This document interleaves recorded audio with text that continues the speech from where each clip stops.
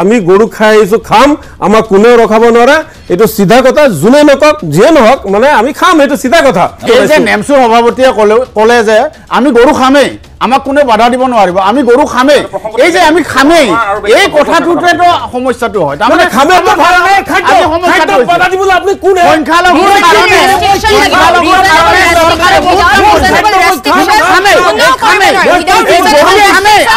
চৰকাৰে হিন্দুৰ ধৰ্মীয় অনুভূতি আমি আধা ভাঙিলে এই মুহূৰ্তত লৈ আহিছে আপোনালোকৰ বাবে এটা গুৰুত্বপূৰ্ণ খবৰ অসমত আৰু বেলেগ সমস্যা নাইকিয়া হৈ গ'ল সকলোৱে পাহৰি গ'ল বেলেগ সমস্যাবোৰৰ কথা এতিয়া অকল গৰু মাংসক লৈ পিনিয়ে সমস্যা সৃষ্টি হৈ গৈছে কাৰণ যেতিয়াৰ পৰা কেবিনেটত সিদ্ধান্ত হৈ গ'ল যে গৰু মাংস নিষিদ্ধ কৰিব লাগে তেতিয়াৰ পৰাই আমাৰ এই অনুষ্ঠানবোৰত অকল গৰু মাংসক লৈ পিনিয়ে অনুষ্ঠান পাতে আপোনালোকৰ মাজলৈ এটা গুৰুত্বপূৰ্ণ অনুষ্ঠান আগবাঢ়িছে য'ত ঢুকিয়াই ঢুকিয়াই কৈছে যে আমাক কোনে গৰু মাংস খোৱা বন্ধ কৰিব পাৰে আমি গৰু মাংস খামেই আপোনালোকে ভিডিঅ'টো শেষলৈকে চাব ধুনীয়া এটা অনুষ্ঠান আপোনালোকৰ মাজলৈ আগবাঢ়াইছোঁ ভিডিঅ'টো শেষলৈকে চাই যাব তেতিয়াহ'লে তৃণমূল কংগ্ৰেছৰ শ্যামল হাজৰিকা আছে আমাৰ সৈতে নগাঁও জিলাৰ সভাপতি এজেৱাইচিপিৰ প্ৰাগজ্যোতিষ বনিয়া আমাৰ সৈতে নগাঁৱৰ পৰা পোনপটীয়া সম্প্ৰচাৰত আছে মই প্ৰথমতে কমল কুমাৰ মেধি আপোনাৰ ওচৰলৈ আহিছোঁ প্ৰথমতে আৰম্ভণিটো ৰকিবুল হুছেইনে কৈছিল এতিয়া যত দুখ নন্দ ঘোষ ৰকিবুল হুছেইনৰ নিচিনাই হৈছে এই কথাখিনি সেইখিনি সময়তে এটা ফাইলৰ কথাও আনিছে মুখ্যমন্ত্ৰী ইতিমধ্যে সেই সন্দৰ্ভত ৰিপ্লাই দিছে কিন্তু এই কথা বতৰাবোৰ কি হৈছে ইতিমধ্যে বিজেপিয়ে সংখ্যালঘু এলেকাত বেছি গুৰুত্ব দিছে বুলি আমি জানিব পাৰিছো আৰু বহুখিনি অভিযোগ আনিছে ভূপেন বৰাই হওক সেয়া ৰকিবুল হুছেইনে হওক আপুনি আলোচনাৰ পাতনিটো সঠিকভাৱে আৰম্ভ কৰিছিলে যে গোটেই বিষয়টো ধুবুৰীৰ সাংসদ সামগ্ৰীৰ প্ৰাক্তন বিধায়ক ৰকিবুল হুছেইন ডাঙৰীয়াই গোটেই বিষয়টো আৰম্ভ কৰিছিলে আৰু আপুনি সঠিকভাৱে কৈছে যে নিৰ্বাচনৰ মাজতে তেখেতে সংবাদ মাধ্যমক সম্বোধন কৰি এই কথা কৈছিলে যে ভাৰতীয় জনতা পাৰ্টিয়ে গো মাংস বিতৰণ কৰিছে আৰু এই গোটেই বিষয়টো যেতিয়া নিৰ্বাচনৰ সময়ত ক'লে ঠিকে আছে তাৰ পৰৱৰ্তী সময়তো ৰকিবুল হুছেইনে তাৰ পুনৰুক্তি কৰি আছে বাৰে বাৰে আৰু কৈছে যে বিজেপিয়ে গো মাংস বিতৰণ কৰিছিলে তেতিয়া আমাৰ মুখ্যমন্ত্ৰী ডাঙৰীয়া বা আমাৰ চৰকাৰখন অতি সিৰিয়াস হৈ গ'ল আৰু গোটেই বিষয়টো যেহেতু গো মাংস এটা গুৰুতৰ অভিযোগ আহিছে তাৰ মানে এটোৰ পৰা এটা প্ৰমাণ হৈছে যে সামগ্ৰীত মানে গো মাংস বিতৰণৰ পৰম্পৰা এটা নিৰ্বাচনী ৰাজনীতিত চলি আহিছে বিজেপিয়েতো এটো কৰা নাই বাৰে বাৰে স্পষ্ট কৰি দিছে যে বিজেপিয়ে গৰু মাংস বিতৰণ কৰাৰ কোনো প্ৰশ্নই নুঠে তেনেকুৱা ধৰণৰ কোনো পৰিস্থিতি আহা নাই কিন্তু ৰকিবুল হুছেইন ডাঙৰীয়াৰ কথাৰ পৰা এটা প্ৰমাণ হৈ গ'ল যে সামগ্ৰীত নিৰ্বাচন কেন্দ্ৰিক কথা বতৰা হতে হওক বা ৰাজনীতিত গো মাংস বিতৰণ বা গো মাংসৰে ভোজ ভাত খোৱাৰ এটা পৰম্পৰা তাত আছে তাৰ এই কথাটো ৰকিবুল হুছেইনৰ বক্তব্যৰ পৰাই প্ৰকাশ পালে আৰু তাৰ পিছত মুখ্যমন্ত্ৰী ডাঙৰীয়া বিষয়টোত যথেষ্ট সিৰিয়াস হৈ বক্তব্য প্ৰদান কৰিছে আপোনালোকে জানে আৰু তাৰ পিছত তাৎক্ষণিকভাৱে কেবিনেটে এটা সিদ্ধান্ত লৈছে অৱশ্যে এই সিদ্ধান্তটো একেবাৰে নতুন নহয় তাৰ মানে এটা জাস্ট সংযোজন মানে এটা তাৰ এটা আগৰ সিদ্ধান্তৰ অলপ বিস্তাৰ আমি জানো যে 2021 চনতে মুখ্যমন্ত্ৰী হিমন্ত বিশ্ব শৰ্মা ডাঙৰীয়াৰ নেতৃত্বত আমাৰ চৰকাৰে এটা সিদ্ধান্ত গ্ৰহণ কৰিছে এখন আইনো প্ৰণয়ন কৰিছিল সেই আইনখনত স্পষ্টকৈ আছিল যে আমাৰ ধৰ্মীয় অনুষ্ঠানত 5 কিলোমিটাৰ ব্যাসাৰ্ধত কোনো গো মাংস মানে কোনো বেহা চলিব নোৱাৰে বা খোৱা বোৱা এইবিলাক চলিব নোৱাৰে তাৰে অলপ এক্সটেনশন অলপ সংযোজন কৰি দিয়া হ'ল এইবাৰ এটো কেবিনেট সিদ্ধান্ত এটো আইন সংশোধন 21 চনৰ আইনখনৰ অলপ সংশোধন কৰিব লাগিব নেক্সট পৰৱৰ্তী বিধানসভাত হয়তো এইখনৰ সংশোধন হ'ব এতিয়া প্ৰস্তাৱ এটা লৈ থোৱা হৈছে কেবিনেটত যেটো প্ৰাথমিক প্ৰক্ৰিয়া হেইমতে তাত সিদ্ধান্ত লোৱা হৈছে যে যেহেতু তেনেকুৱা এটা গুৰুতৰ অভিযোগ কংগ্ৰেছৰ সাংসদ এগৰাকী আনিলে গোটেই বিষয়টো চালিজাৰি চাই যাতে ৰাজহুৱা কোনো অনুষ্ঠানত গো মাংসৰে ভোজ ভাত হ'ব নোৱাৰে হোটেল ৰেষ্টুৰেণ্ট বিলাকত যাতে মুকলিভাৱে গো মাংস গ্ৰহণ কৰাটো হ'ব নোৱাৰে তাৰ কাৰণে এখন আইনৰ সংশোধন হ'ব বুলি এটা কেবিনেটৰ সিদ্ধান্ত লোৱা হৈছে আৰু এই সিদ্ধান্তটোক লৈ আমি ভাবো যে ৰকিবুল হুছেইন এতিয়া নিশ্চিতভাৱে সন্তুষ্ট হ'ব লাগে যদিও এই গোটেই বিষয়টোৰ অৱশ্যে এপিচিচিৰ সভাপতি ভূপেন বৰা ডাঙৰীয়া বিৰোধিতা কৰা আমি দেখিবলৈ পাইছিলোঁ কিন্তু ৰকিবুল হুছেইন ডাঙৰীয়া সন্তুষ্ট হ'ব লাগে কিন্তু তাৰ পৰিৱৰ্তে তেখেত হঠাৎ আকৌ উলুটাখৰ মাৰিছে তেখেতে কেবিনেটৰ সিদ্ধান্তৰ পিছতে তেখেতে উলুটাখৰ মাৰিছে কিন্তু তেখেতৰ এই মতলবী ৰাজনীতি অসমৰ সংখ্যালঘু ৰাইজে বুজি উঠিছে যাৰ কাৰণে আজি তেখেত আজি 6 মাহ 7 মাহ আগতে নিৰ্বাচিত হৈ ধুবুৰী লোকসভা সমষ্টি এলেকাটো বিভিন্ন ঠাইত তেখেতৰ প্ৰৱেশ নিষিদ্ধ ঘোষণা কৰিছে আজি প্ৰতিক্ৰিয়া দিয়া হৈছে প্ৰতিবাদ কৰিছে মানুহে কাৰণ এই গোটেই বিষয়টোক লৈ সংখ্যালঘু মানুহৰ মাজত এটা মিশ্ৰিত প্ৰতিক্ৰিয়া হৈছে সপক্ষে বিপক্ষে এটা মিশ্ৰিত প্ৰতিক্ৰিয়া হৈছে কিন্তু আমি বিজেপি দলে এটা কথা স্পষ্ট কৰি দিব বিচাৰো যে এইটো সংখ্যালঘু লোকৰ ধৰ্মীয় অনুভূতিত আঘাত হানিবৰ কাৰণে এনেকুৱা কোনো সিদ্ধান্ত লোৱা নাই গো মাংস যিসকলে ভক্ষণ কৰে যাৰ অভ্যাস তেওঁলোকে ঘৰত তেওঁলোকে আগতে যেনেধৰণে গো মাংস ভক্ষণ কৰিছিল তেওঁলোকৰ নিজৰ ঘৰত তেওঁলোকে পাৰিব ব্যক্তিগতভাৱে তেওঁলোকে গো মাংস ভক্ষণ কৰিব পাৰিব কিন্তু ৰাজহুৱা অনুষ্ঠানত নোৱাৰিব আৰু হোটেল ৰেষ্টুৰেণ্টত মুকলিভাৱে ৰাজহুৱাভাৱে তেওঁলোকে গো মাংস ভক্ষণ কৰিব নোৱাৰিব এইটোৱে হ'ল নতুনকৈ সংযোজন কৰা সিদ্ধান্ত মই যাম আপোনাৰ ওচৰত যাম মই মুহূৰ্তত পলাশী দাস আপোনাৰ ওচৰলৈ আহিছোঁ কোৱা হৈছে বিজেপিৰ ফালৰ পৰা যে ঘৰৰ ভিতৰত গো মাংস ভক্ষণ কৰিব পাৰিব কিন্তু সামাজিক স্থান বা হোটেলত ভক্ষণ কৰিব নোৱাৰিব কথাটো আৰম্ভণি কিন্তু আপোনালোকৰ পৰা হৈছিলে কংগ্ৰেছৰ ফালৰ পৰা হৈছিলে কিন্তু এতিয়া কংগ্ৰেছ যেন হলঠেকত পৰিছে নেকি এই কথাখিনিৰ কাৰণে কংগ্ৰেছ কেতিয়াও হলঠেকত পৰা নাই প্ৰথম কথা মেকুৰীয়ে যেতিয়া বিপদত পৰে তেতিয়াহে গছত উঠিবলৈ বিচাৰে বিপদত নপৰিলে মেকুৰী কথা কৈছো মেকুৰীয়ে কেতিয়াও গছত উঠিবলৈ নিবিচাৰে এতিয়া হৈছে কংগ্ৰেছ আমি ধৰ্ম নিৰপেক্ষতাবাদ আৰু সমাজবাদক আমি বিশ্বাস কৰো সংবিধান প্ৰদত্ত যি ধৰ্ম নিৰপেক্ষতা আৰু সমাজবাদক আমি শক্তিশালী ৰূপে কংগ্ৰেছে প্ৰতিনিধিত্ব কৰি আহিছো আৰু সংবিধানে যিটো দিছে আপোনাৰ 21ত স্পষ্টকৈ লিখা আছে আমি কাৰো খাদ্যবাসত হাত দিয়াৰ অধিকাৰ নাই কোনে কি পিন্ধিব কোনে কি কথা ক'ব কোনে ক'ত কথা ক'ব লাগে আমি তাত হাত দিয়া নাই আৰু এইটো সংবিধানেও দিয়া নাই সেইটো এটা বিৰোধ হয় ৰাইট টু প্ৰাইভেচি বুলি মানুহৰ এটা কথা আছে মানুহে নিজৰ ইচ্ছা অনুসৰি খাব পাৰে কিছুমানে নিৰামিষ খাব পাৰে কিছুমানে আমিষ খাব পাৰে এতিয়া কথা হৈছে যে আমাৰ সাংসদ ৰকিবুল হুছেইন ডাঙৰীয়াই মুখ্যমন্ত্ৰী ডাঙৰীয়াক সুধিছিলে যে আপোনালোকে মানে গৰুৰ মাংসৰে ভোজ ভাত খুৱাইছিলে নাই খোৱা সেই আনসাৰটো তেওঁ কিয় নিদিয়ে তেওঁ যিদিনা তেওঁ প্ৰেছ মিট দিছিলে সেইদিনাখনে তেওঁ আকৌ মুখ্যমন্ত্ৰী ডাঙৰীয়াই নিজেই মুখেৰে কৈছে যে মই ৰকিবুল হুছেইন ডাঙৰীয়াক মই নিজেই লগ পালে কম গৰু মাংসটো বন্ধ হ'ব লাগে তাৰ পিছত আকৌ তেওঁ নিজেই পাভলুটি মাৰে তেওঁ আকৌ কয় যে তেওঁ যোনটো প্ৰশ্ন ৰকিবুল হুছেইন ডাঙৰীয়াক সুধিছিলে যে গৰু মাংসৰে আপোনালোকে ভোজ ভাত খুৱাইছিলে নে নিৰ্বাচনী বৈতৰণি পাৰ হৈছিলে নে কিন্তু সেই আনসাৰটো তেওঁ সেই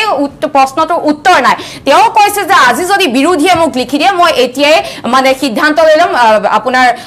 লৈ ল'ম যে গৰু মাংস বন্ধ কৰিব লাগে বুলি তেনেহ'লে বিৰোধীয়েতো ইমান দিনে চিঞৰি আছে স্মাৰ্ট মিটাৰ যি অত্যাধিক বিদ্যুতৰ যি বিল বাঢ়িছে সেয়া কিয় তেওঁ মানে কোনো প্ৰস্তাৱ কিয় নলয় মূল্যবৃদ্ধিৰ ক্ষেত্ৰত তেওঁ কিয় প্ৰস্তাৱ নলয় বিৰোধীয়েতো লিখি দিব নিবনুৱাৰ ক্ষেত্ৰত তেওঁ কিয় প্ৰস্তাৱ নলয় গৰুৰ ওপৰত যে মানে সিদ্ধান্ত ল'বলৈ তেওঁ উঠি পৰি লাগিছে তেওঁ এইবিলাক যিবোৰ মানুহৰ সমস্যা সেই সমস্যাৰ ওপৰত তেওঁ ক'ব লাগিছিলে আমি তেতিয়া আৰু ভাল পালেহেঁতেন যে হয় মুখ্যমন্ত্ৰী ডাঙৰীয়া আমাৰ এজন দক্ষ মুখ্যমন্ত্ৰী ডাঙৰীয়া তেওঁ কৈছে তেওঁ সংবাদ মাধ্যমত কৈছে যে বিৰোধীয়ে যদি মোক আজি লিখি দিয়ে যে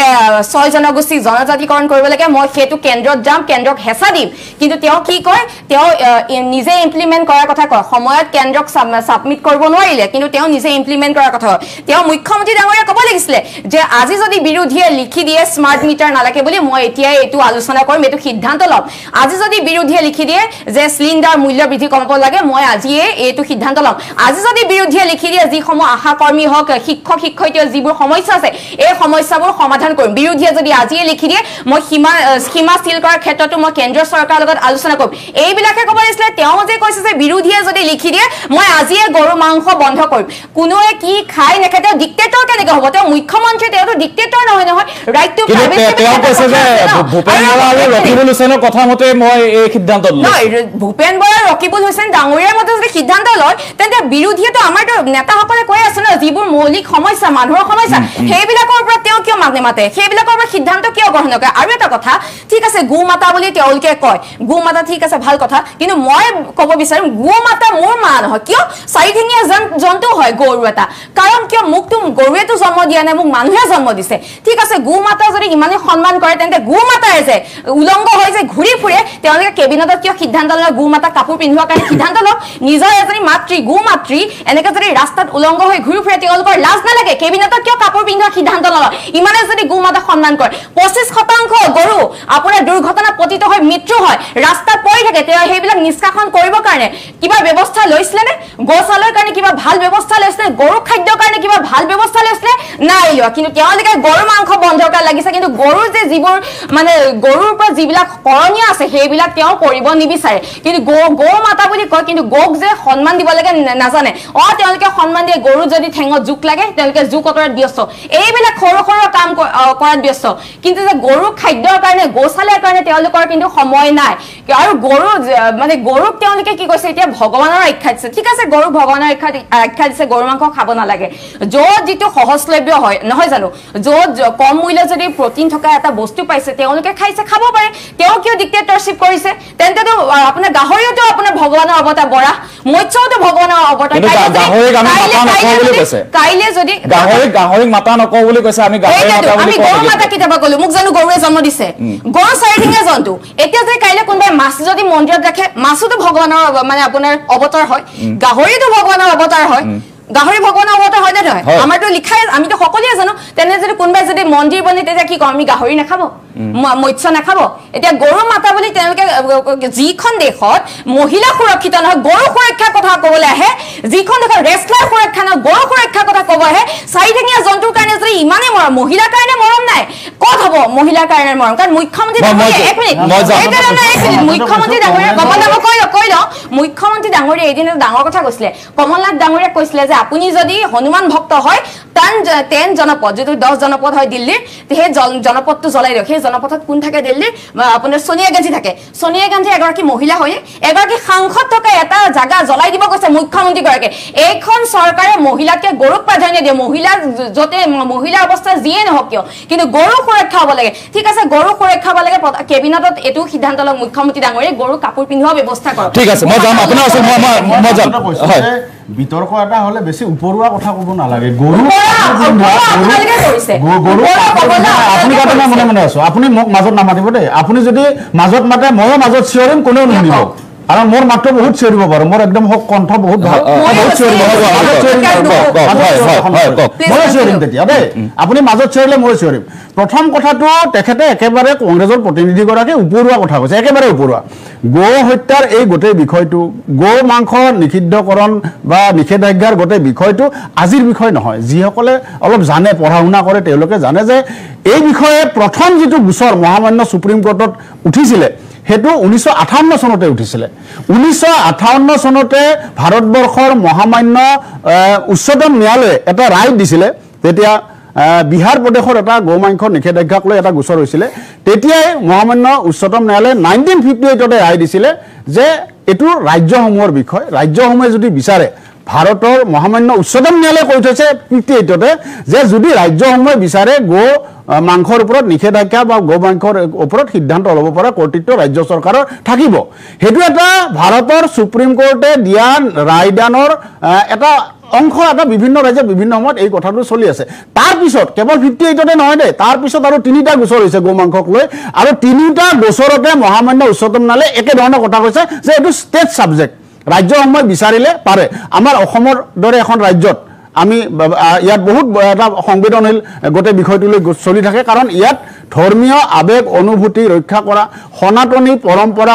সঠিকভাৱে অক্ষুণ্ণ ৰাখিবৰ কাৰণে এই চৰকাৰখনে কাম কৰিছে কাম কৰিব ইয়াক উপৰুৱা কিছুমান পাতল কথাৰে উৰুৱাই দিব খুজিলে ভাৰতবৰ্ষৰ সনাতনী মানুহখিনি আমাৰ অসমত যিসকল সনাতনী মানুহ লোকাইছে তেওঁলোকৰ কাৰণে এইটো অপমানজনক কথা ঠিক আছে সাধাৰণ জন্তু নহয় বিজেপিৰ কাৰণে আমাৰ সনাতনীৰ কাৰণে গৰুটো সাধাৰণ জন্তু নহয় এটো নহয় আমি গৰুক পূজা কৰো আমি অসমতে গৰু বিহু পাতো গৰুটো আমাৰ কাৰণে বহুত এটা আমাৰ কাৰণে পবিত্ৰ বস্তু হিন্দু মানুহে পবিত্ৰ বুলি ধৰে বিজেপিৰ মেনিফেষ্টোটো এইখিনি কথা আছে মই সেইখিনি কথা কংগ্ৰেছৰ ফালৰ পৰা মই প্ৰতিক্ৰিয়া ল'ম শ্যামল হাজৰিকা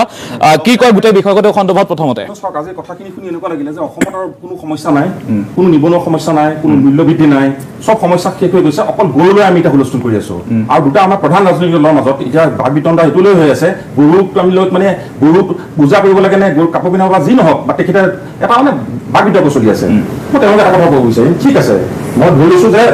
তেওঁলোকে এটা ৰিলিজিয়াছ কাৰণত যে ৰিলিজিয়াছ কিছুমান জেগাৰ পৰা হিন্দু ৰিলিজিয়াছ জেগাৰ পৰা 5 কিলোমিটাৰ দূৰত গৰু পাতা বা গৰু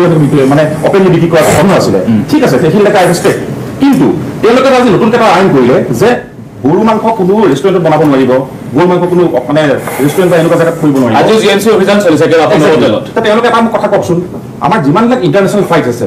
যিমানবিলাক ইণ্টাৰনেশ্যনেল ফ্লাইট আমাৰ এয়াৰ ইণ্ডিয়া আৰু ইণ্টাৰনেশ্যনেল মানে ইণ্ডিয়ান এয়াৰলাইন্সৰ কথা কোৱা নাই, ইণ্টাৰনেশ্যনেল ফ্লাইটবিলাক যিমান আছে তাৰ অধিকাংশতে আপুনি যেতিয়া মেনুখন আপোনাক দিব নহয়, আপুনি যেতিয়া নাইট ট্ৰেভেল হয় আপোনাৰ মেনুখনত আপোনাৰ থাকিব ভেজ নে নন ভেজ, নন ভেজত আপোনাৰ বিফ, পৰ্ক, ফিছ চব থাকিব। তেতিয়াহ'লে আজি মুখ্যমন্ত্ৰীয়ে এই কথাটো সিদ্ধান্ত ল'ব পাৰিব নেকি যে আমাৰ অসমৰ কোনো মানুহ সেই এনেকুৱা ইণ্টাৰনেশ্যনেল ফ্লাইটত যাব নোৱাৰে আৰু গ'লে সেই মেনুখন চেঞ্জ কৰিব পাৰিব বুলি? সেইটো পাৰিব তেওঁলোকে কৰিব। তেওঁলোকে ৰাজহুৱা স্থানত এটা জেগাত বন্ধ কৰিলে যে ঠিক আছে, তেওঁলোকে আজি কোনোবা এখন স্থানত কোনোবা এখন ৰেষ্টুৰেণ্ট বন্ধ কৰিলে, কোনোবাখন কিবা কৰিলে, এই ফ্লাইটবিলাকত তেওঁলোকে কৰিলে তেন্তে যে আজিকালি আপুনি যদি ধৰক চিন্ময় ডাঙৰীয়া কালি অষ্ট্ৰেলিয়া যাবলগীয়া হয়, তেওঁলোকে আপোনাক কেতিয়া নিষেধ কৰিব নেকি ফ্লাইটৰ মেনুখন চেঞ্জ কৰি দিয়ক বুলি? নম্বৰ 1। নম্বৰ 2 এটা মই কথা কৈছোঁ, খেলুক দেখি দুৱাৰ মাৰা খেলুক দেখি কথাটো যে কয়, বিজেপি আপুনি চৰিত্ৰটো চাব, তেওঁলোকৰ চৰকাৰ, তেওঁলোকে এতিয়া গোৱাত তেওঁলোকৰ চৰকাৰ চলি আছে, তেওঁলোকৰ যদি ইমান সাহস আছে তেওঁলোকে কৈ দেখাওক যে গোৱাত আমি বিষ বন্ধ কৰিম বুলি, কৈ দেখাওক। তেওঁলোকে ইলেকশ্যনখনত বাদ দিয়ক, তাত 40জনীয়া যিটো বিধানসভা আছে গোৱাত, 40জন কেণ্ডিডেট নাপাব বিচাৰি। অন্য কথা বাদ দিয়ক, আমাৰ নৰ্থ ইষ্টত কৈছোঁ, আমাৰ ওচৰ চুবুৰীয়াৰ অঞ্চল মেঘালয় তেওঁলোকৰ হিমন্ত বিশ্ব শৰ্মাৰ অতি মৰমৰ বন্ধু কনৰাড চাংমা আছে, তাত বিজেপি 2জন নে 3জন বিধায়ক আছে এলায়েন্স পাৰ্টি। তেওঁলোকে কওকচোন গৈ বেল কৰিম বুলি তাত ক্ষমতা আছে নেকি, দম আছে সিহঁতৰ?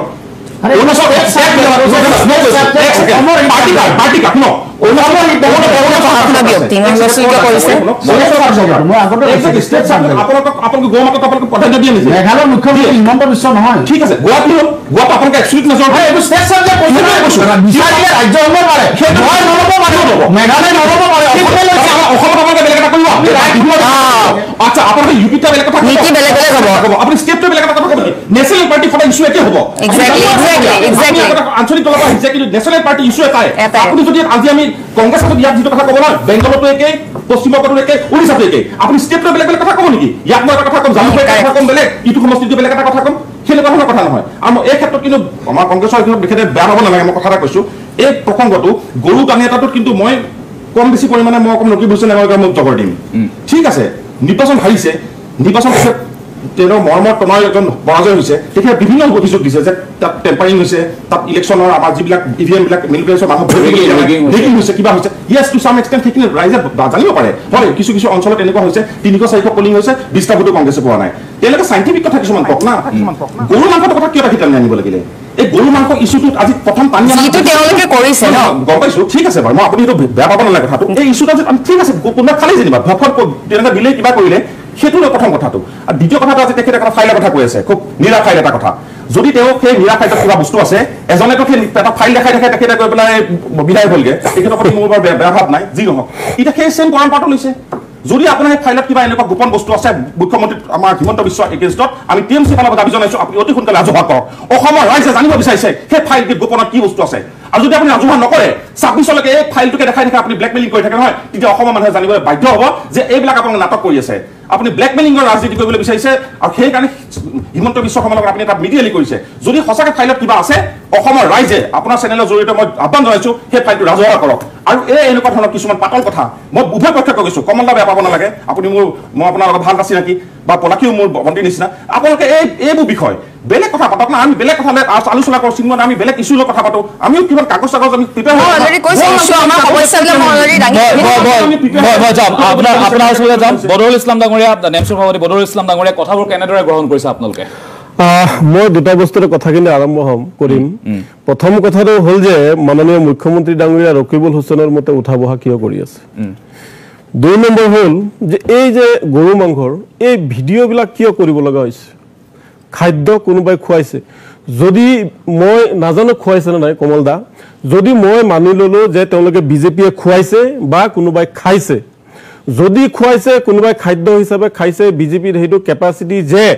আজি অতদিনে ৰকিবুল হুছেইন ডাঙৰীয়া তেওঁৰ পিতৃয়ে যি সমষ্টিটো দখল কৰি আছিল, গৰু খুৱাক, গাহৰি খুৱাক, মদ খুৱাক, ছাগলী খুৱাক, যি খুৱাই হ'লেও তেওঁলোকে ভোট অৰ্জন কৰি আজি দীপলৰঞ্জন শৰ্মা আজি জিকি আহিছে, জয় হৈছে। কিন্তু মোক আজি কংগ্ৰেছৰ যিগৰাকী ইয়াত আছে মোক এইটো কথা ক'ব লাগে যে ৰকিবুল হুছেইন ডাঙৰীয়াই কিয় এই ভিডিঅ'টো সাংবাদিকৰ আগত ৰাজহুৱা কৰি আপাৰ আছামত গৈ সংবাদমেল দিব লাগে। তাৰ অৰ্থ কি, তেওঁ নগাঁৱতো সংবাদমেল দিব ইচ্ছা থাকিলে দিব পাৰিলেহেঁতেন, তেওঁ গুৱাহাটীতো ইচ্ছা কৰিলে দিব পাৰিলেহেঁতেন, কিন্তু উজনি অসমলৈ এই সংবাদমেল দিয়াৰ অৰ্থ কি? তাৰপিছতো যিহেতু মুছলমানসকলৰ খাদ্য এটা আমাৰ অনুৰোধ থাকিব তেওঁলোকৰ যিটো কেবিনেট ডিচিশ্যন লৈছে হয় ব্যক্তিগতভাৱে তেওঁলোকে খাবলৈ মানা কৰা নাই যদিও আপুনি যদি চাই যে অসমৰ নিবনুৱা সমস্যা এটা ভয়াৱহ ৰূপ লৈছে এই গৰু মাংস ব্যৱসায়ৰ লগত আপোনাৰ হোটেল হওক বা ব্যক্তিগতভাৱে বিক্ৰী কৰা হওক ইয়াত লাখ লাখ মানুহ জড়িত হৈ আছে যদি এইবোৰ বন্ধ কৰি দিয়া হয় বহুতৰ পেটত মানে গামোচা মুখ্যমন্ত্ৰী বা অসমৰ কেবিনেটে তাতে নিজে মাৰি দিয়া হ'ব গতিকে সকলো বস্তু সিদ্ধান্ত লওঁতে মানে কিবা ভাবি চিন্তি ল'ব লাগে আমি জনসাধাৰণে কিয় ভোট দিছো আমি জনসাধাৰণে ভোট দিছো কেবিনেটত তেওঁলোকে জনসাধাৰণৰ উন্নয়নৰ স্বাৰ্থত তেওঁলোকে সিদ্ধান্ত লওক অসমৰ শান্তি নিবনুৱা সমস্যা বাইদেউ কোৱাৰ নিচিনা বিভিন্ন বিদ্যুতৰ সমস্যা হৈ আছে কিন্তু সেইবিলাক বাদ দি তেওঁলোকে মানে কেনেকৈ মানে এনি টাইম মানে তেওঁলোকে টাৰ্গেটটো মিয়া বা মানে অকল মিয়াই যে গৰু মাংস খা সেইটো কথাও নহয় চাক মিয়া বুলি ক'লে নহ'ব সমগ্ৰ নৰ্থ ইষ্টত মানে এই গৰু মাংসটো অবাধ প্ৰচলন হৈ আছে আনকি অসমৰ ডিমা হাউচতো অপেন বিক্ৰী কৰে অপেন আৰু তাতে যদি কোনোবাই বাধা দিবলৈ যায় হয়তো মানে এইটো কোৱা ভাল নহয় তাতে হাই কাজিয়া এটা ডাঙৰ এটা হুলস্থুল পৰিৱেশৰ সৃষ্টি হ'ব আৰু এতিয়া মানে কি এইবোৰ সম্পূৰ্ণৰূপে ৰাজনীতি আৰু যিহেতু তেওঁ নেডাৰ আহ্বায়ক মই আজি কওঁ যে নেডাৰ আহ্বায়কগৰাকীয়ে কিয় খালি অসমক লৈ চিন্তা কৰিছে তেওঁ অসমৰ মুখ্যমন্ত্ৰী হয় কিন্তু নেডাৰৰ আহ্বায়ক তেওঁৰ যদি সঁচাকে ইচ্ছা আছে গৰু মাতৃক মানে ৰক্ষা কৰিবলৈ সমগ্ৰ নৰ্থ ইষ্টত তেওঁ বন্ধ কৰাৰ মানে ক্ষমতা আছে নেকি যদি তেওঁৰ ক্ষমতা আছে তেনেহ'লে সেই ক্ষমতাটো তেওঁ প্ৰয়োগ কৰি দেখাব লাগে আৰু ৰকিবুল হুছেইন ডাঙৰীয়াও মানে এটা কথা আহি পৰে যে তেওঁৰ যিগৰাকী পুত্ৰ তানজিল হুছেইনক তাতে তেওঁ প্ৰাৰ্থিত্ব প্ৰদান কৰিছিলে আচলতে তেওঁ এগৰাকী সৰু মই চিধা কথা কম আমি নিৰ্বাচনৰ আগতে কোৱা নাই আমাৰ তাতে বহুত আঞ্চলিকৰ ল'ৰা সদস্যসকল আছে তেওঁ এজন উপযুক্ত প্ৰাৰ্থী নাছিলে আৰু উপযুক্ত প্ৰাৰ্থী নোহোৱা কাৰণে ৰকিবুল হুছেইন ডাঙৰীয়া হাৰিছে আৰু হাৰাৰ পিছত তেওঁৰ হয়তো অলপ মানে মাইণ্ডত লাগিছে কাৰণ এইটো তেওঁৰ বাপেকে বা তেওঁ দখল কৰি আছিলে কাৰণ অনুপযুক্ত ব্যক্তিক যেতিয়া প্ৰাৰ্থিত্ব দিব তেতিয়া ৰাইজে ভোট নিদিব এইবাৰ সামগ্ৰীত সংখ্যালঘু ৰাইজে একদম সঁচা কথা আপোনাৰ 60 পৰা 50% সংখ্যালঘু ৰাইজে ভোট দিছে আৰু ভোট দিয়াৰ কাৰণ সেইটোই যে ৰকিবুল হুছেইনৰ পুত্ৰ উপযুক্ত নাছিলে গতিকে এইবিলাক লৈ এতিয়া প্ৰাগজ্যোতিষ বনি আপোনাৰ ওচৰলৈ গৈছো নগাঁও সামগ্ৰী এইখিনি অঞ্চল আপুনি ঘূৰি থাকে কিন্তু এতিয়া আপুনি কথাখিনি শুনিছে আমাৰ কথাখিনি শুনিছে গো মাংসক লৈ পেলাই কিন্তু কথাটো হৈছে কিছু সময় আগতে এটা বাতৰি আহিছে ৰকিবুল হুছেইনৰ প্ৰতিকৃতি জ্বলাইছে যি দুৰ্গ বুলি কোৱা হয় পূৰ্বতে ৰকিবুল হুছেইনৰ বা কংগ্ৰেছৰ দুৰ্গ বুলি কোৱা হয় তাত এতিয়া ৰকিবুল হুছেইনৰ প্ৰতিকৃতি জ্বলিছে কংগ্ৰেছক এতিয়া কংগ্ৰেছৰ খহনীয়া বুলি ক'ব পাৰি যিখিনি দুৰ্গ হয় নিশ্চয়কৈ আমি এটা কথা চাই আহিছো বহু সময়ৰ পৰা অসমৰ ৰাজনৈতিক প্ৰেক্ষাপট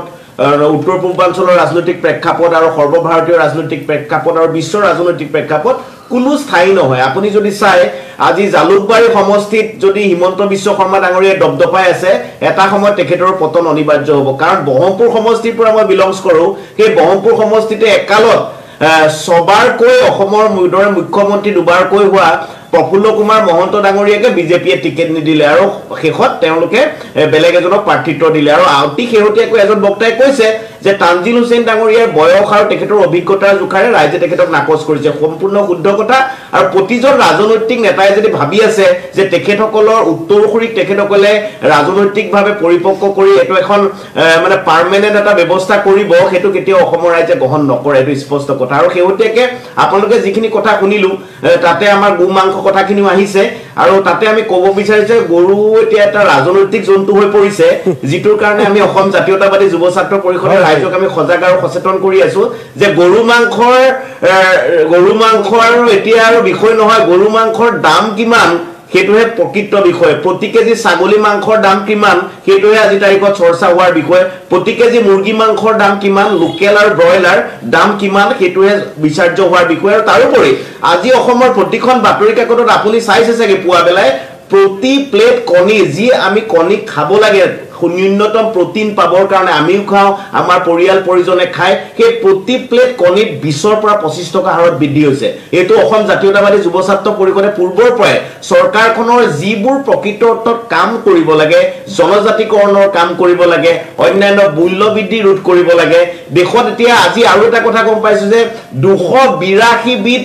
যি আমাৰ ঔষধ আমি দৈনিক খাওঁ কিবা বিভিন্ন প্ৰকাৰ সেইবোৰ ভেজাল হৈছে সেইবোৰ ধৰা পেলাব লাগে ৰাইজক কেনেকে নিবনুৱাৰ পৰা তেখেতসকলে কামত নিয়োগ কৰিব লাগে এইবিলাকত তেখেতসকলৰ মতলব নাই আৰু এনেকুৱা এটা বিষয় যিটো আটাইতকৈ আচৰিত আৰু চৰ্চিত বিষয় যে হিন্দু আৰু মুছলমান অসমতে অধিক এই কাৰ্ডখন খেলি থকা হৈছে আৰু এতিয়াও ইয়াতেই বহু মানুহ লুতুৰি পুতুৰি খাই আছে কিন্তু এইটো পাৰ্মানেণ্ট নহয় এইটো স্থায়ী নহয় মানুহে ইয়াক নাকচ কৰিব আৰু আমি আশা কৰোঁ অসম জাতীয়তাবাদী যুৱ ছাত্ৰ পৰিষদে যি দাম বৃদ্ধি হৈছে ইয়াৰ বিৰুদ্ধে আমাৰ প্ৰতিবাদ সাব্যস্ত প্ৰতিনিয়ত হৈ আছে আৰু হ'ব চৰকাৰখনে ইয়াক প্ৰকৃত অৰ্থত এই প্ৰতিবাদক সন্মান জনোৱা উচিত আৰু আমি আৰু এটা কথা ইয়াতে ক'ব লাগিব যে আমাৰ নিজস্ব যিবোৰ চিন্তা চেতনা অসম ভিত্তিক আছে উত্তৰ পূৰ্বাঞ্চল ভিত্তিক আছে আমাৰ ইয়াতে কিমানখিনি জনজাতিয়ে বাস কৰে তেখেতসকলৰ খাদ্য ব্যৱস্থা কেনেকুৱা তেখেতসকলৰ পিন্ধন উৰণ কেনেকুৱা ষ্টুডিঅ'ত বহি থকা সকলোৱে জানে অসমৰ মাননীয় মুখ্যমন্ত্ৰীয়ে জানে অসমৰ ভাৰতৰ প্ৰধানমন্ত্ৰীয়ে জানে ইয়াত আচলতে তেখেতসকলে যে ন্যায়ালয়ৰ কথা কৈছে ন্যায়ালয়ত আমাৰ ষ্টেটৰ অৰ্ডাৰৰ কথা কৈছে ইয়াত প্ৰতিটো বস্তু নাখাতে সেয়েহে আমি ইয়াক অসমৰ ৰাইজৰ কাৰণে অসমৰ ৰাইজৰ ভাতৃত্ববোধ সম্প্ৰীতি একতা মিলনভূমি কৰি ৰাখিব লাগিব গুৰুজনাই আমাক সেই আদৰ্শ দেখুৱাই থৈ গৈছে সেয়েহে আমি আপোনালোকৰ মাধ্যমৰ জৰিয়তে পুনৰ কৈছো যে ইয়াত জোৰ জুলুমকৈ বিভিন্ন দিশ জাপি দিয়াটো নচলিব প্ৰকৃততে আপোনালোকে এখন কল্যাণকামী ৰাষ্ট্ৰৰ কল্যাণকামী চৰকাৰ হিচাপে যেতিয়া শপত লয় তেতিয়া আপোনালোকৰ দায়িত্ব আচলতে জনসাধাৰণৰ প্ৰতি থাকে কিন্তু আপোনালোকক আমি দেখা পাওঁ যে বিজেপিয়ে হওক কংগ্ৰেছে হওক অসমৰ ৰাইজক প্ৰতিনিয়ত উচ্চতাই থাকে প্ৰভোগ কৰে বিভিন্ন দিশত উচ্চতনি লৈ পেলাই বিভিন্ন হিংসাত্মক পৰিৱেশৰ সৃষ্টি কৰিবৰ কাৰণে মানুহবিলাকৰ মাজত এটা শীতল যুদ্ধ চলাই ৰাখিবৰ কাৰণে সেইটো কেতিয়াও হোৱা উচিত নহয় আৰু আমি পুনৰ কৈছো যে অসম জাতীয়তাবাদী যুৱ ছাত্ৰ পৰিষদৰ চৰকাৰক কৈ আছো যে মূল্য বৃদ্ধি ৰোধ কৰক আজি পিয়াজৰ দাম কক চিলিণ্ডাৰৰ দাম কক পূৰ্বৰ বক্তাই কৈ গৈছে প্ৰতিনিয়ত আমাৰ যি খাদ্য বস্তু আমাৰ লাগি থাকে মিঠাতেলৰ দামে কক কিমান বাঢ়িছে এইবিলাকৰ পৰা আমাৰ অৰ্থনৈতিক ব্যৱস্থাটো সম্পূৰ্ণৰূপে ধ্বংস হৈ গৈছে আমাৰ খাটি খোৱা জনগণ আৰু আজি আমিতো গম পালো যে ধানৰ যি ন্যূনতম সমৰ্থন মূল্য এমএছপি এই ক্ষেত্ৰতো অধিক প্ৰভাৱ পৰিছে কিমান সংখ্যক ধান ক্ৰয় কৰিব লাগে সেইবোৰ কৰিব পৰা নাই এইবোৰে প্ৰকৃততে চৰকাৰখনৰ যি বিফলতা চৰকাৰখনে বহুত গ্ৰোথৰ কথা কয় জিডিপি ডেভেলপৰ কথা কয় কিন্তু সেইবোৰ প্ৰকৃততে হৈ নুঠে বাস্তৱত আমি যেতিয়া 5টা বছৰ পাৰ হয় পুনৰ এনেকুৱা কিছুমান বিষয় যোনটোৱে ৰাজনৈতিক ৰূপ ল'ব ফলশ্ৰুতিত আমাৰ অসমৰ ৰাইজে প্ৰকৃত যিবোৰ ন্যায় পাব লাগে যিবোৰ অধিকাৰ ভোগ কৰিব লাগে যিবোৰৰ দ্বাৰা অসমৰ প্ৰকৃত জনগণ উপকৃত হ'ব লাগে সেইবোৰ বিষয়ৰ পৰা ঠিক আছে আমি গৰু খাই আহিছো খাম আমাক কোনেও ৰখাব নোৱাৰে এইটো সিধা কথা যোনে নকক যিয়ে নহওক মানে আমি খাম এইটো সিধা কথা এই যে নেমচু সভাপতিয়ে ক'লে যে আমি গৰু খামেই আমাক কোনে বাধা দিব নোৱাৰিব আমি গৰু খামেই এই যে আমি খামেই এই কথাটোতেতো সমস্যাটো হয় তাৰমানে খামেটো ভাল নাই খাদ্য খাদ্য বাধা দিবলৈ আপুনি কোনে সংখ্যালঘুৰ কাৰণে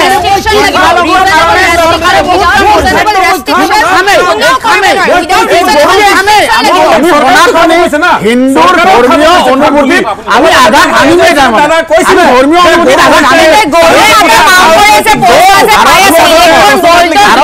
বৈঠক হল হোটেল দিল্লীত বিৰোধী ঐক্য মঞ্চৰ কংগ্ৰেছক নামাতিলে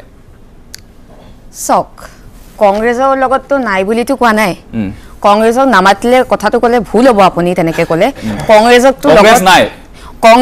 কংগ্ৰেছকতো নালাগে বুলি কোৱা নাই নহয় জানো আপুনি যদি অজিত ভূঞাৰ ডাঙৰীয়াৰ আপুনি মন্তব্যখিনিয়ে চাই কংগ্ৰেছ আগতেও আছিলে আগলেও থাকিব আৰু এতিয়াও আছে আজি বৈঠকত উপস্থিত নাথাকিলে বুলি এটো নহয় যে আমি তেওঁলোকৰ লগত নাই বা তেওঁলোকে আমাক বিচৰা নাই প্ৰথম কথা হেতু কিবা এটা খেলিমেলি হ'ব পাৰে আপোনাৰ অলপ বুজাবুজিত অকমান খেলিমেলি হ'ব পাৰে হেতু বেলেগ কথা কিন্তু তাৰ অৰ্থ এটো নহয় যে আপোনাৰ কংগ্ৰেছক বেয়া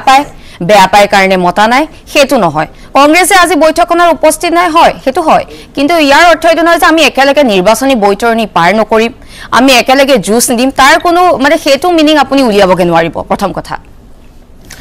আৰু দ্বিতীয় কথা যেহেতু ভূপেন বৰা ডাঙৰীয়াও কৈ আছে যে আমি একেলগে খেলিম ইভেন দিল্লীটো গৈ পেলাই ৰাহুল গান্ধী ডাঙৰীয়াকো সাক্ষাৎ কৰিলে সাক্ষাৎ কৰি পেলাই ৰাহুল গান্ধী ডাঙৰীয়াও মানে তেওঁ একমত যে 2026 ৰ যিখন এতিয়া কথাটো হৈছে কি বস্তুখিনি সকলো একে ঠিকে থাকে কিন্তু নিৰ্বাচন আহিলে আপোনালোকৰ কি হৈ যায় চক কৰবাত কিবা এটা খেলি মেলি লাগে সেইটো আমি একচেপ্ট কৰিছো আমি যে কোৱা নাই যে আমাৰ মানে খেলি মেলি নালাগে বা কিবা এটা মতানৈক্য নহয় সেইটো নহয় কিন্তু সেইটো আমি একচেপ্ট কৰিছো একচেপ্ট কৰাৰ পিছত আমি আকৌ আমি বহিবলৈ আমি একলগ হৈছো যতেই নহওক লাগিলে লিলিতে হওক বা ধাবাতে হওক কিন্তু উদ্দেশ্য এটাই যে আমি একলগ হোৱাৰ যদি একলগ হোৱাৰ উদ্দেশ্য নাথাকিলেহেঁতেন আপোনাৰ তেজপুৰত যেতিয়া আপোনাৰ আমাৰ ৰাহুল গান্ধী ডাঙৰীয়া ভাৰত জোড়ো যাত্ৰা কৰিছিলে অসমলৈ আহিছিলে তেতিয়া তেজপুৰত কোনোবা এখন জায়গা আপোনাৰ বিৰোধীসকলক প্ৰায় 2 ঘণ্টা সময় ধৰি তেওঁলোকৰ লগত আলোচনা নকৰিলেহেঁতেন আৰু সেই আলোচনাত এটা সিদ্ধান্ত লোৱা হৈছিলে যে 2026ত আমি একেলগে নিৰ্বাচনী বৈতৰণি পাৰ কৰিম যদি তেনেকুৱা মানে আমাৰ কোনো তেনেকুৱা মানে চিন্তা ধাৰণা নহলহেঁতেন তেন 1.5 ঘণ্টা সময় বিৰোধীৰ লগত ইমান ধুনীয়াকে কথা ৰাহুল গান্ধী ডাঙৰীয়ে আলোচনা নকৰিলেহেঁতেন মই কমল কুমাৰ মেধি আপোনাৰ ওচৰলৈ আহিছো কোৱা হৈছে কংগ্ৰেছৰ ফালৰ পৰা এটা ঘড়ী বনাই থকা হৈছে কাউণ্টডাউনৰ ঘড়ী সেই ৰাজীৱ ভৱনত বনাই থকা হৈছে এই ঘড়ীটো আপোনালোকৰ পতন আহি আছে বিশেষকৈ হিমন্ত বিশ্ব শৰ্মাৰ পতন হ'ব আৰু সেই পতনৰ পিছত এখন SIT গঠন কৰা হ'ব আৰু SIT গঠন কৰি 100 দিনৰ ভিতৰত যিখিনি কেলেংকাৰী হৈছে বিজেপিৰ দিনত সেই সমগ্ৰ কেলেংকাৰীৰ কথা সাঙুৰি মুখ্যমন্ত্ৰী হিমন্ত বিশ্বক গ্ৰেপ্তাৰ কৰা হ'ব না এনেকুৱা প্ৰসংগক লৈ অসমীয়াত কেইবাটাও প্ৰবচন আছে যেনে আকাশত চাং পতা এই আকাশত চাং পতা বুলিয়ে ক'ব লাগিব এতিয়া আৰু গছত কঠল উঠত তেল নৌখাওতে চেল বেল এনেকুৱা অলেখ প্ৰবচন আছে যিবিলাক প্ৰবচনেৰে আমি APCCৰ সভাপতি ভূপেন বৰাক প্ৰত্যুত্তৰ দিব পাৰি আচলতে প্ৰত্যুত্তৰ দিয়াৰ অৱকাশো নাই প্ৰশ্নও নুঠে আচলতে আপুনি দেখিছে নেকি যে বিজেপিৰ বা মুখ্যমন্ত্ৰী মাননীয় হিমন্ত বিশ্ব শৰ্মাৰ পতনৰ এনেকুৱা উমান আপুনি পাইছে নেকি অসমত আজি যেটোৱে নিৰ্বাচন আহিছে প্ৰতিটো নিৰ্বাচনত ভূপেন বৰা হাৰে আৰু প্ৰতিটো নিৰ্বাচনত বিজেপিয়ে জিকি গৈ আছে এতিয়া মই আপোনাক কওঁ এই যে বিৰোধী ঐক্য মঞ্চৰ কথা কৈছে কংগ্ৰেছৰ সভাপতিৰ এই যে ভীমৰ বচনবিলাক যে আমি দেখি আছো টিভিত আপুনি তাৰ পৰিৱৰ্তে আমাৰ দলে ইতিমধ্যে 26 নিৰ্বাচনৰ কাৰণে যিমানখিনিলৈকে এই মুহূৰ্তত আগবাঢ়িব লাগে তাতকৈ বেছিকৈ আগবাঢ়ি আছে ইতিমধ্যে আপোনালোকে যদি খবৰ লয় সংগঠন পৰ্ব আমাৰ গোটেই দেশজুৰি চলি আছে অসমতো সংগঠন পৰ্ব চলি আছে সংগঠন পৰ্বৰ কেইবাটাও পৰ্যায় ইতিমধ্যে পাৰ হৈ গ'ল বুথ পৰ্যায়লৈকে আমি এতিয়া হৈ গ'ল তাৰ এতিয়া মণ্ডল জিলা তাৰপিছত আমাৰ ৰাজ্যিক সমিতি হ'ব সাংগঠনিক কামবিলাক সমান্তৰালভাৱে আমাৰ উপনিৰ্বাচনৰ মাজতো ইয়াৰ মাজতো চলি আছে যিসকলে গাঁৱত থাকে বুথ লেভেলত কাম কৰে তেওঁলোকে এই খবৰবিলাক জানে যে আমাৰ এক্টিভিটি কি লেভেলত চলি আছে পঞ্চায়ত নিৰ্বাচনৰ কাৰণে ইতিমধ্যে আমাৰ যিখিনি প্ৰস্তুতি হ'ব লাগে হৈ আছে মিছন বিটিআৰৰ কাৰণে আমাক বহু কেইগৰাকীক আমাক এনেকৈ দায়িত্ব দি ইতিমধ্যে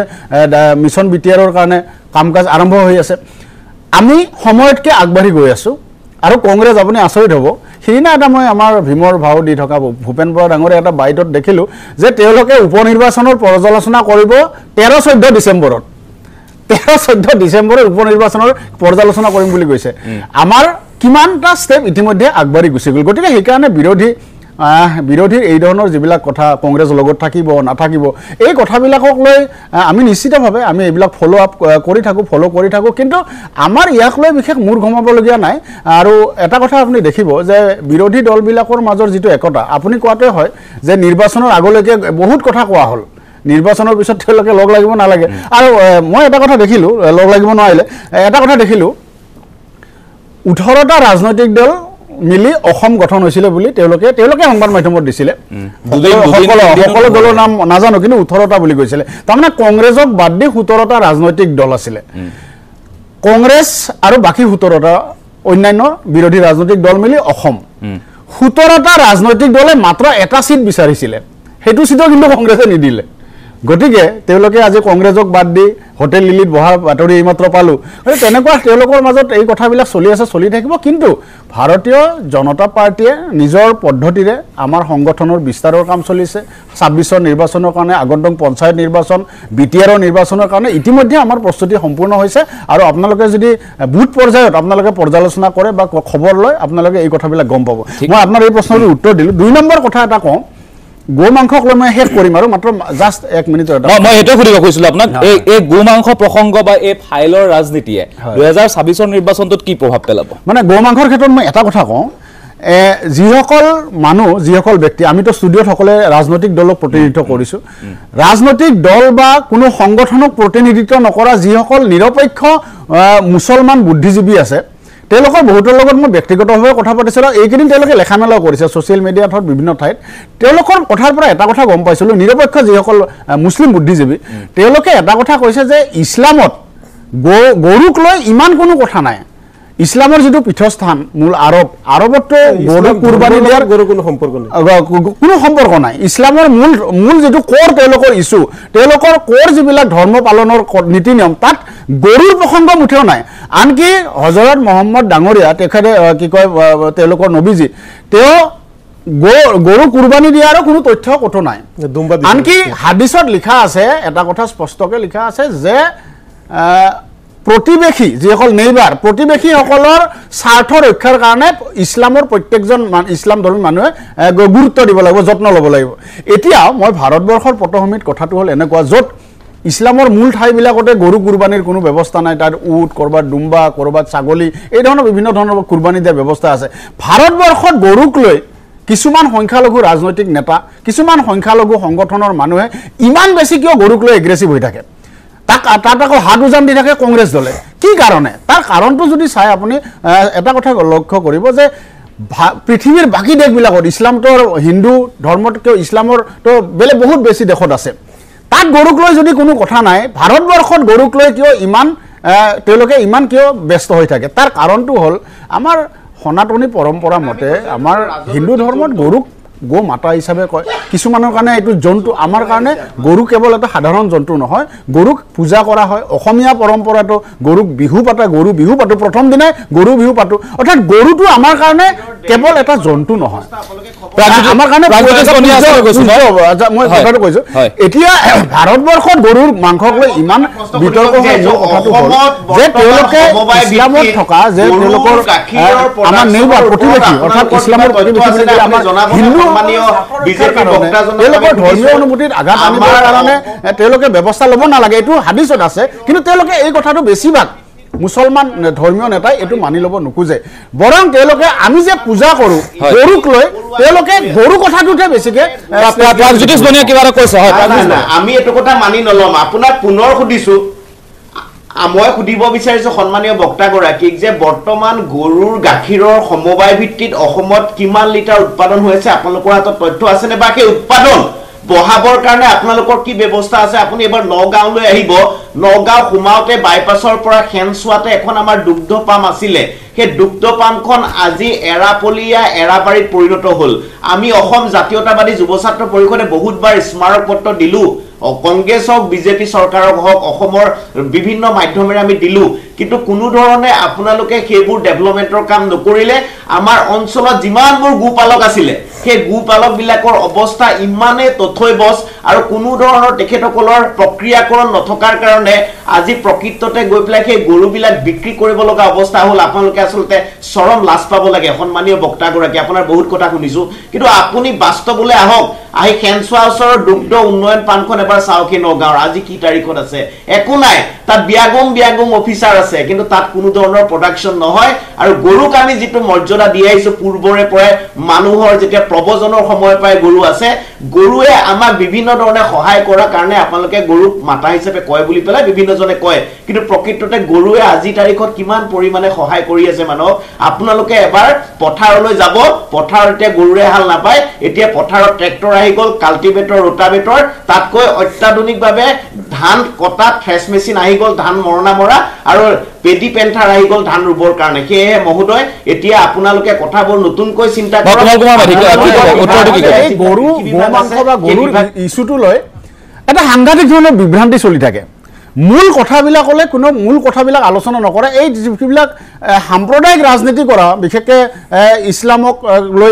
ধৰ্মক লৈ ৰাজনীতি কৰা বা কংগ্ৰেছৰ বহুত নেতাই কৰা যিটো এটা নেৰেটিভ এই নেৰেটিভবোৰ আমাৰ চবে ফচি যায় এতিয়া ইছলামতে মই কোৰাণত মই ধৰ্মক ইছলামিক বুদ্ধিজীৱীয়ে কোৱা কথা কোৰাণতে নে হাদিছত ক'ৰবাত লিখা আছে যে গৰুৰ গাখীৰ গৰুৰ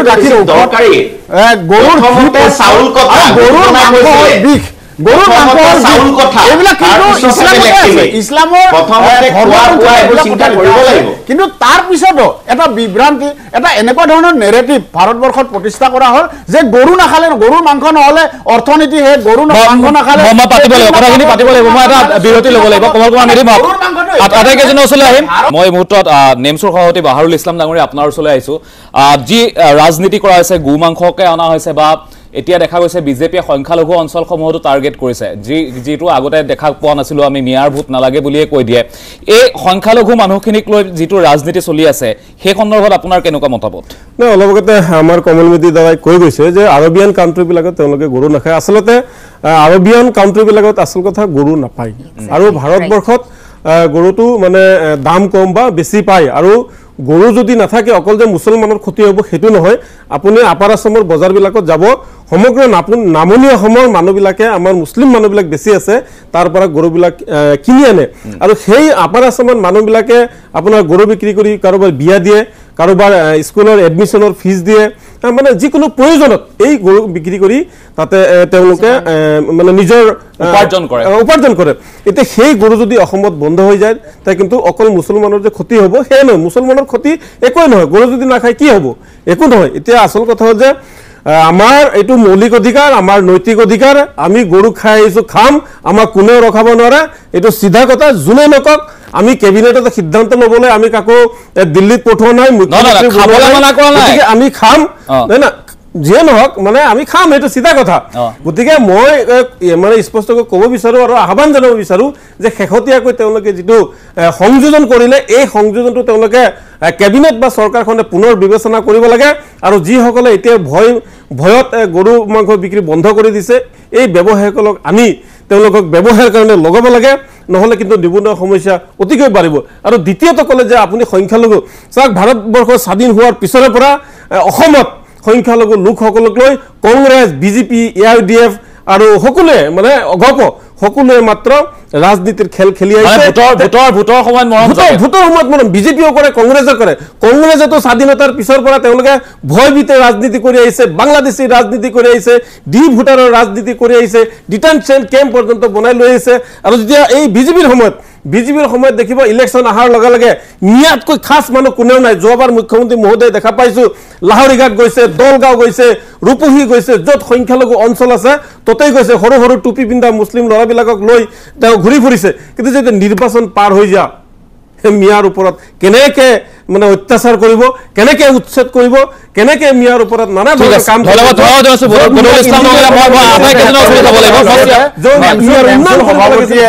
সকলো পাহৰি যায় গতিকে মুখ্যমন্ত্ৰী ডাঙৰীয়াক অনুৰোধ জনাইছো যে মিয়াসকলো অসমৰ মিয়াসকলো মিয়াসকলৰ উন্নয়নৰ কাৰণে মুখ্যমন্ত্ৰী মহোদয়ে কাম কৰিব লাগে তেওঁলোকক চাকৰি উচ্ছেদ কৰিব লাগে উচ্ছেদ কৰা হৈছে তেওঁলোকৰ সংস্থাপন নেমচুৰ সভাপতিয়ে ক'লে যে আমি গৰু খামেই আমাক কোনে বাধা দিব নোৱাৰিব আমি গৰু খামেই এই যে আমি খামেই এই কথাটোতেতো সমস্যাটো হয় তাৰমানে আমি সনাতনী হিন্দুৰ ধৰ্মীয় অনুভূতিত আমি আঘাত আনিমেই যাম ধৰ্মীয় অনুভূতিত আঘাত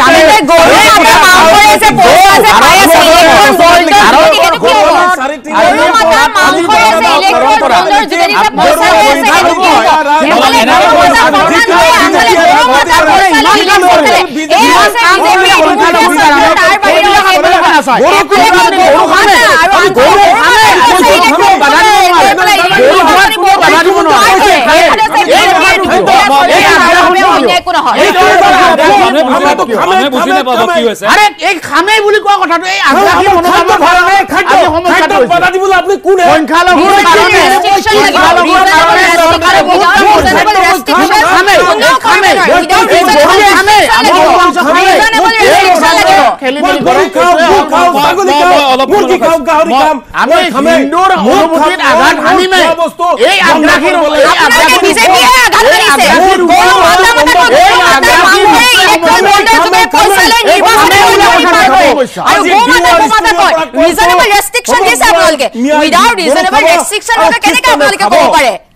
মই ৰখাইছো এনেকৈ ক'লে বুজি নাপাওঁ মানুহে মই শ্যামল হাজৰিকা ডাঙৰীয়া আপোনাৰ ওচৰলৈ আহিছো একেবাৰে শেষত এইবোৰ চলি আছে গু মাংস চলি আছে মন্ত্ৰীসভাখন সম্প্ৰসাৰণ কৰি দিয়া হ'ল এই সন্দৰ্ভত আপোনাক মই এটা প্ৰশ্ন সুধিব গৈছো এই মন্ত্ৰীসভা যে ঘপককে সম্প্ৰসাৰণ কৰি দিয়া হ'ল এই কথাটো কেনেকুৱা ধৰণৰ লাগিছে আপোনাৰ এটা CMৰ এক্টিয়াৰ বিষয় আৰু এইটো বহুত দিনৰ পৰা জল্পনা কৰা চলি আছে যে এটা মন্ত্ৰীসভাত সম্প্ৰসাৰণ কৰিব লাগে কাৰণ এজন মানুহকে বহুতকেইটা দায়িত্ব দি থোৱা আছিলে ঠিক আছে আমি এতিয়া গৰু এছেখনৰ পৰা অকণমান যদি ওলাই আহিব বিচাৰিছোঁ সকলো তিনিজন পেনেলিষ্টক মই ৰিকুৱেষ্ট কৰিছোঁ মোক খালি অকণ ক'ব দিয়ক একদম এক মিনিটে ক'ম কাৰণ আমি বহুতে 50 মিনিট আমি সহজ কৰিলোঁ গৰু এছে ওপৰত লিখি এতিয়া মই এটা কথা ক'ব বিচাৰিছোঁ যে চাওক আজি যিটো মন্ত্ৰীসভা নতুন যিজনক দিছে মই তেওঁলোকক অভিনন্দন জনাইছোঁ কিন্তু আপুনি যদি এফালে নৰ্থ বেংকলৈ চায় এফালে আপুনি কলিয়া ভ্ৰমৰা আপুনি ক্ৰছ কৰি পেলাই ব্ৰহ্মপুত্ৰ ক্ৰছ কৰি পেলাই কলিয়া ভ্ৰমৰা যায় আপুনি এফালে শোণিতপুৰ দুটা সমষ্টি পাই যাব তেজপুৰ চুতীয়া তাৰপিছত আপুনি বিশ্বনাথ জিলা লখিমপুৰ আৰু ধেমাজি বিশ্বনাথত বিহালী বিশ্বনাথ গহপুৰ তিনিটা সমষ্টি লখিমপুৰত বিহপুৰীয়া নাওবৈচা লখিমপুৰ আৰু ঢকুৱাখানা ধেমাজিত জোনাই আৰু ধেমাজি এই 4, 5, 6, 7, 8, 9টা সমষ্টিৰ ভিতৰত এটা মাত্ৰ কংগ্ৰেছৰ লগত আছে বাকী 8টাই বিজেপিৰ দখলত আছিলে তাত এজনো নাপালে এটাই মাত্ৰ মন্ত্ৰী পাইছে ইয়াৰ ভিতৰত অকল ধেমাজিত আৰু সেই ধেমাজিটো কি কাৰণে পাইছে ডক্টৰ ৰণোজ পেগু ডাঙৰীয়ে সেইটো মিচিং মানে তেখেত হেড কোটাত পাইছে কাৰণ তেওঁলোক মিচিং হ'ল ছেকেণ্ড লাৰ্জেষ্ট আমাৰ এটা ট্ৰাইব হয় তেওঁলোকৰ মাজত পালে এই ভিতৰত তেওঁলোক এজন নাপালে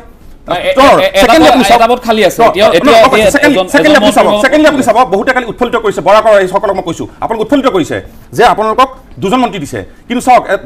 মানে চামুচৰেদি বেলচাৰ লৈ যোৱা নিচিনা অৱস্থা হৈছে এই যে নতুনকৈ অহাবাৰ 26ত ইলেকশ্যন হ'ব 15টা সমষ্টি জেগাত আপোনালোকে 13টা সমষ্টি কৰি দিলে এতিয়া চবেই ক'ব যে এইটো ডিলিমিটেশ্যন এক্টে কৰিছে ডিলিমিটেশ্যন এখন কমিটি আছিল কিন্তু সেই ডিলিমিটেশ্যন কমিটিৰ পৃষ্ঠপোষক কোন আছিল কাৰ নেতৃত্বত এইবিলাক কৰা হৈছে ৰাইজ আপুনি চিন্তা কৰি চাওক আপোনালোকে বৰা ৰাইজক কৈছোঁ যে আপোনালোকে আজি খুব উৎফুল্লিত হৈছে যে আপোনালোকে 2জন মন্ত্ৰী দিছে কিন্তু চামুচৰেদি বেলচাৰ লৈ গ'ল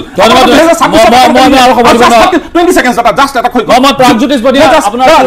যোৰহাট জিলাত আপুনি চাওক যোৰহাট তিতাবৰ মৰিয়নি তিয়ক মাজুলী আমগুৰি শিৱসাগৰ আমগুৰি নাজিৰা থাউৰা শিৱসাগৰ চৰাইদেউত মাহমৰা সোণাৰী এই ভিতৰত মাত্ৰ 3টা সমষ্টিত বিৰোধী পাৰ্টি আছিলে তিতাবৰ নাজিৰা আৰু শিৱসাগৰ এই বাকীবিলাকত একজন মন্ত্ৰীক নিদিলে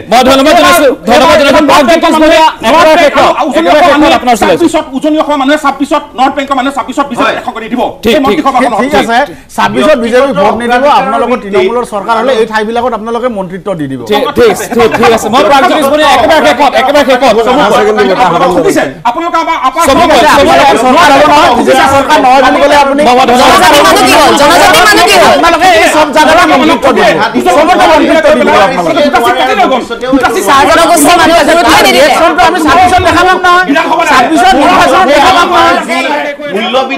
আজি আপুনি কি ক'ব তাৰ